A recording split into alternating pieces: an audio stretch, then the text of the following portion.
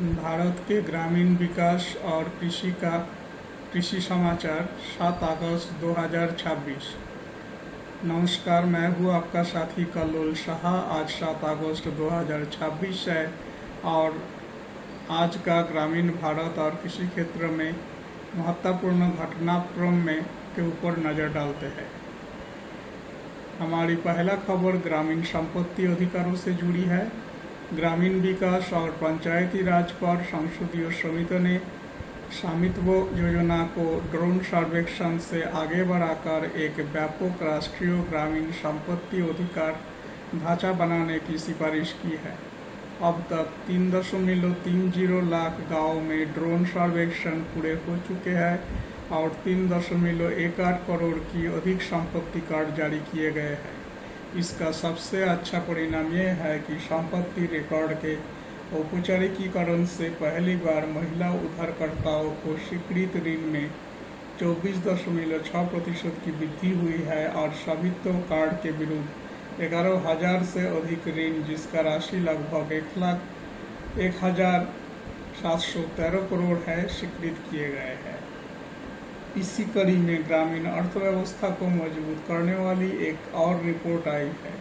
Transform rural India और ID insight के report the state of rural entrepreneurship in India 2026 के अनुसार भारत के 4.31 करोड़ ग्रामीण मिनी और नैनो उद्यम रोजगार संकट का समाधान हो सकते हैं। इनमें से 4.18 करोड़ नैनो उद्यम ऐसे हैं कि जिनका निवेश 5 लाख रुपया से कम है।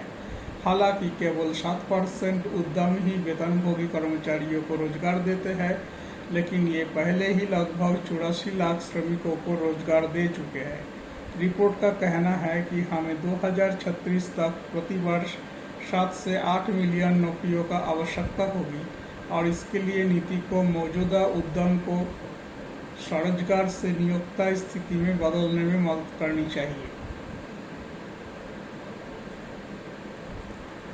अब कृषि क्षेत्रों पर ध्यान देते हैं। केंद्रीय कृषि मंत्रालय ने 785 करोड़ रुपए की सूक्ष्म सिंचाई पैकेज की घोषणा की है, जिससे 2,22,794 एकड़ क्षेत्रों में सिंचाई सुविधा बढ़ेगी और लगभग 95,000 किसानों को लाभ होगा। छोटे और सीमांत किसानों को 100% सब्सिडी दी जाएगी, जबकि बड़े किसानों से 75% सब्सिडी मिलेगी। पर ये भूजल स्तर गिरने के बीच जल दक्षता में सुधार करने के लिए दिशा में महत्वपूर्ण कदम है।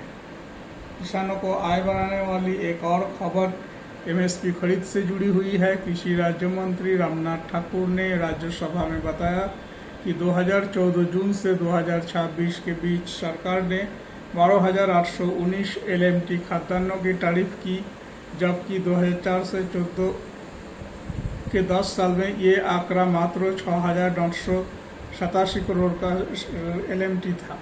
MSP भुगतान 7.41 लाख करोड़ से बढ़कर 27.8 लाख करोड़ हो गया है, जो कि 4 गुना वृद्धि है।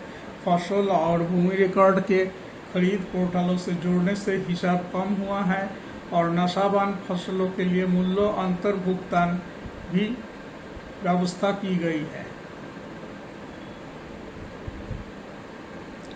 राज्य स्तर पर कोई भी महत्वपूर्ण पहले हुई है।